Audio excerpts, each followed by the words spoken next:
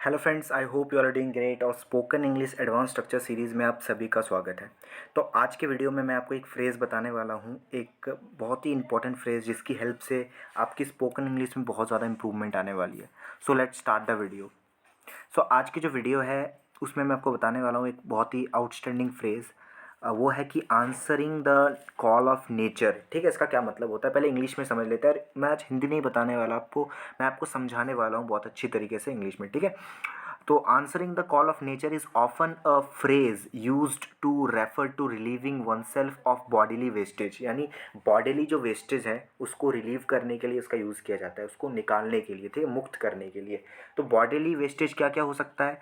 या तो satisfy bodily अर्ज यूरिनेट और डेफिकेट, यानी या तो बॉडीली वेस्टेज क्या हो सकता है, या तो यूरिनेट करते हो यानी पेशाब करते हो, या फिर डेफिकेट करते हो, ठीक है, और अपनी बॉडीली अर्ज को सेटिस्फाई करते हो। ठीक है, क्या क्या करते हो? या तो फिर आप यूरिनेट करोगे यानी आप पेशाब करोगे, या फिर आप डेफिकेट करोगे यानी आप मल त्याग करोगे, या फिर सोच जाओगे, है ना, जिसे हिंदी में कहते हैं, राइट।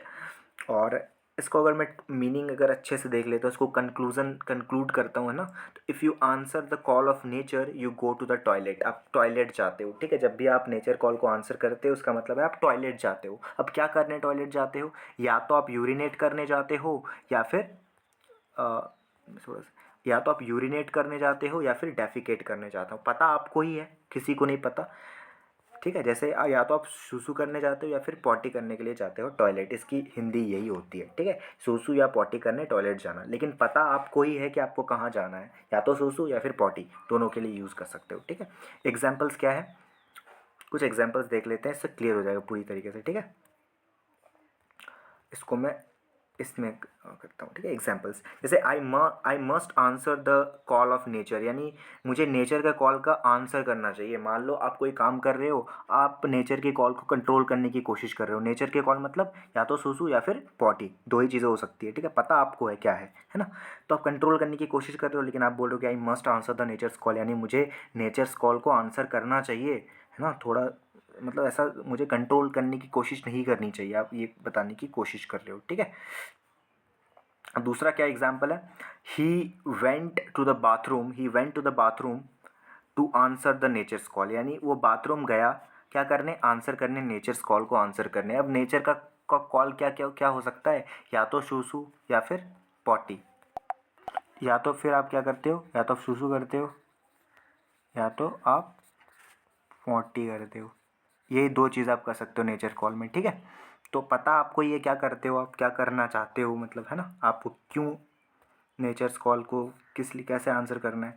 मैम, जैसे मैम कहना है may I go out to answer the nature's call, यानी मैम क्या मैं बाहर जा सकता हूँ आंसर करने नेचर्स कॉल को। पता ही आपको है कि करना क्या है। ठीक है, दोनों में से दो ही ऑप्शन है। मैम को आपको नहीं पता, आपके आपके जो मैम है उसको नहीं पता। ठीक है, आपको ही पता है कि आपको करना क्या है। ठीक है, यूज़ कर नेचर कॉल का क्या मतलब है आपके लिए।